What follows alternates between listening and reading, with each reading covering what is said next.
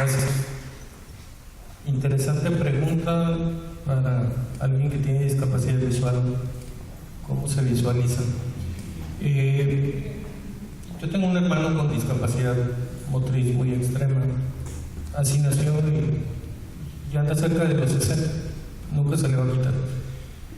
Yo no aprendí a hacer una visualización real de la problemática de las personas con discapacidad hasta que no me pasó a mí.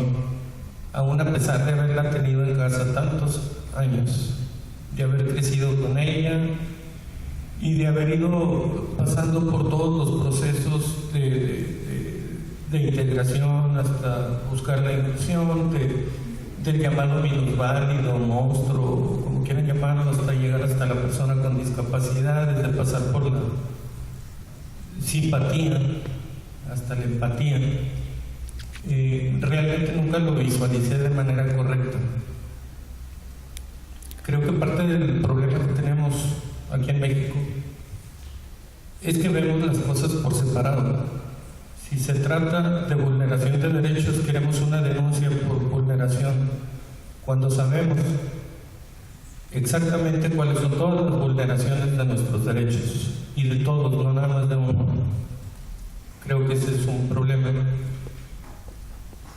A partir de que yo regresé de Estados Unidos, yo siempre les digo que yo tuve la fortuna de adquirir una discapacidad en otro país que no fuera México, porque no eran tiempos para adquirir una discapacidad.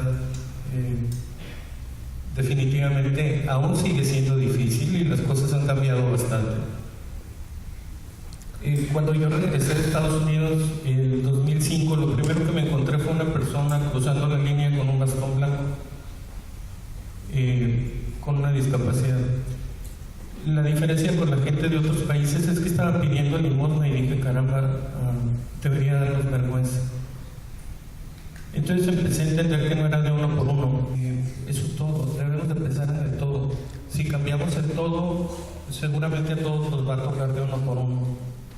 Después, hemos avanzado bastante desde las asociaciones, desde los consejos municipales. Se ha avanzado bastante y siempre con la visión de cambiar ese todo para que a todos nos toque.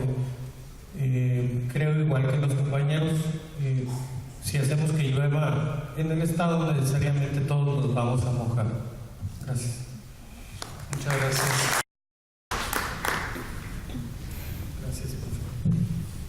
Lo que escuchaban hace rato de que nada de nosotros y nosotros es un concepto de la convención que lo único que quiere decir es que ya basta de que el gobierno tome decisiones en cuanto a política pública que tengan que hacer, que tengan que ver con nosotros sin consultarnos.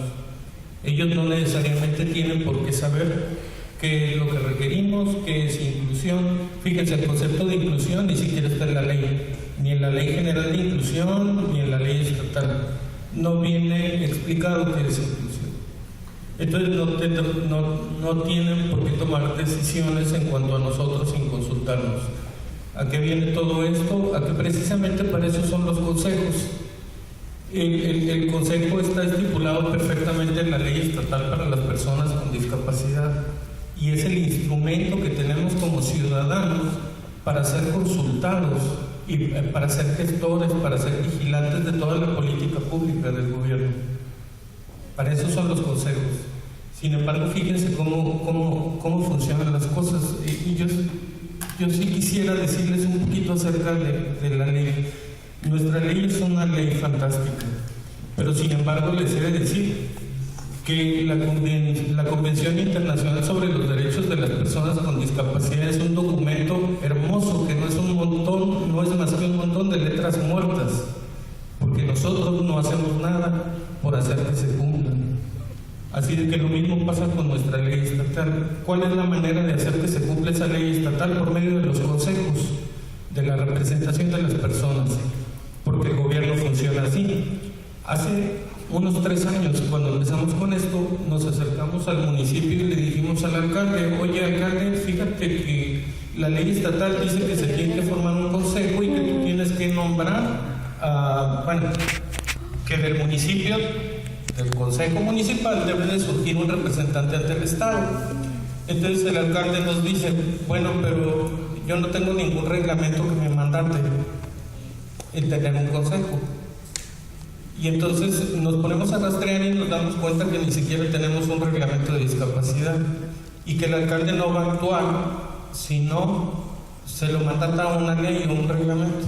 Esto es así de simple, así funciona.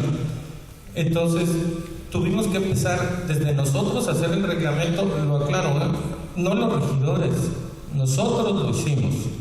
Se lo presentamos a regidores para que regidores lo votaran. Obviamente pues quedan los nombres de ellos, ¿no? Pero desde ahí es de donde se empieza el trabajo. Ya que tengo el reglamento, entonces voy y digo, ahora sí, alcalde, ya tenemos el reglamento, ahora sí cumple con él. Tienes que hacer un consejo, convoca, que se vote para elegir representantes por discapacidad, para que de ahí puedas sacar a tu representante municipal ante el Estado, ¿no? Desde ahí viene el trabajo. Se ha ganado con este consejo, tenemos muchísimas ganancias.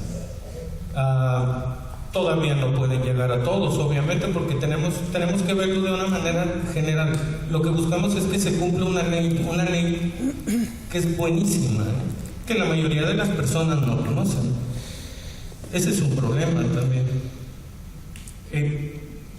Para terminar, entre las cosas que hemos ganado bastante, ahorita cualquier política pública que el Estado o que inclusive la Cámara de Diputados quiera hacer que tenga que ver con nosotros, tiene que consultar a este consejo. Y si no lo hace, aquí estamos para inconformarnos. Gracias. Pues para cerrar esta exposición de cómo está la sociedad civil aquí en el Estado, me gustaría preguntarles cómo se imaginan la sociedad civil en el futuro y qué acciones y proyectos están haciendo para lograrlo. Bueno, creo que me toca cerrar. Las personas con discapacidad visual son muy imaginativas.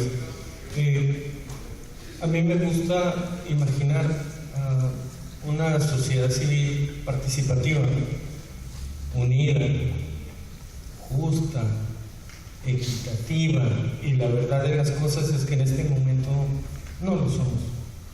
Esa es la verdad.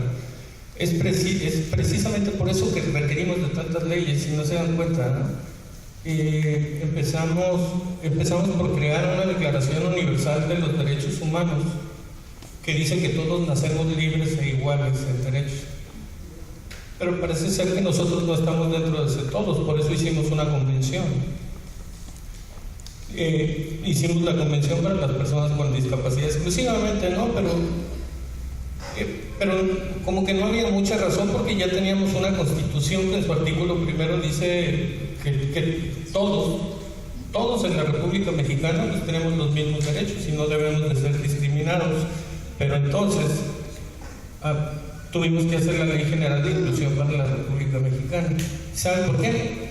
Porque como sociedad ni somos unidos, ni somos justos, ni somos equitativos. Entonces algo nos tiene que decir que lo hagamos.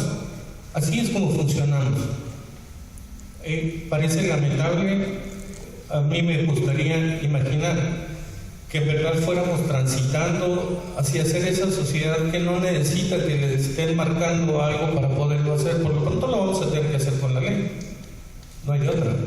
Y nos regresamos a lo mismo, al consejo. Quisiera comentar sobre algo que comentaba la profe. Sé que la madre o el padre de todas las desigualdades es la interdicción, porque es abominable, es algo horrible. Y sé que para eliminar eso no basta con que la convención me lo diga, porque me lo dice claramente, ¿no? Que los estados parte reconocerán la capacidad jurídica de las personas con discapacidad. No basta con eso. Necesitamos eliminar ciertas cosas de los códigos civiles. Pero yo les quiero decir algo. Aunque esa es la madre de todos los problemas de segregación, cosas horribles, todas las leyes están iguales. Hay que armonizar todas las leyes. creo como que seguimos pensando que se vulneran mis derechos cuando la policía me agarra y no sigue el protocolo de actuación. No, no es cierto.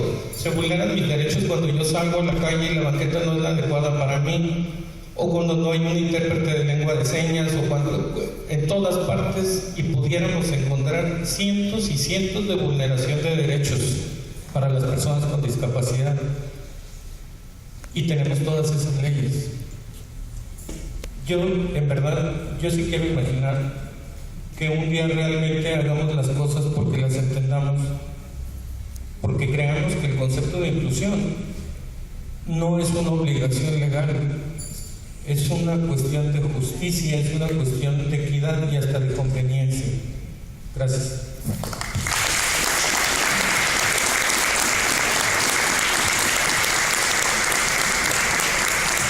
Muy bien, un placer escucharles, aprender de sus experiencias, de sus perspectivas, y si nos damos cuenta, pues es una mesa donde se refleja la diversidad, pero además esta cuestión de haber un hilo conductor, que es el tener a una persona con discapacidad cercana, o bien tener la propia discapacidad. Estamos hablando de una mesa también equilibrada de género, 2 mujeres, dos hombres, que eso también es importante señalarlo. Y en lo que ustedes nos han compartido, pues se dejan ver muchos valores humanos, que son también parte de la clave del éxito. Han hablado de compromiso, han hablado de humanismo, han hablado, aunque no explícitamente, pero se transmite que hay pasión por lo que están haciendo, manifestado en ese gran compromiso para cambiar las cosas. Y el término de esperanza, que también es algo que nunca debe de agotarse. A pesar de las dificultades que existen, siempre debemos de tener la esperanza de que sí se puede cambiar la realidad. De los logros, me parece que se vieron muy cortos, modestos, aunque centraron que los principales logros ha sido la creación de los consejos municipales, ha sido también el que ustedes han aprendido de nueva terminología, de nuevas estrategias, de nuevos procedimientos, y eso es parte del empoderamiento, del fortalecimiento de las personas y de la sociedad civil. La capacidad de gestión, que pues seguramente ahora se valorarán con más habilidades que hace 2 años, y eso es un camino interminable que hay que seguir abonando. Y también en esta perspectiva hacia futuro, donde se ve la necesidad de fortalecer más la red, que si bien es uno de los valores que también han manifestado y que se transmite también en términos de humildad, de aprender y de ubicarse como una pieza de una maquinaria más grande que debe de funcionar adecuadamente para lograr las cosas. La parte negativa de esto, pues generalmente es la soberbia o es el protagonismo, donde alguien quiera tomar nada más la batuta y no escuchar a los demás, cosa que hasta ahora, o por lo menos en sus expresiones, no aparece ese protagonismo, sino hay una conformación de unidad por una tarea en común, y que ese es un gran tesoro que hay que mantener.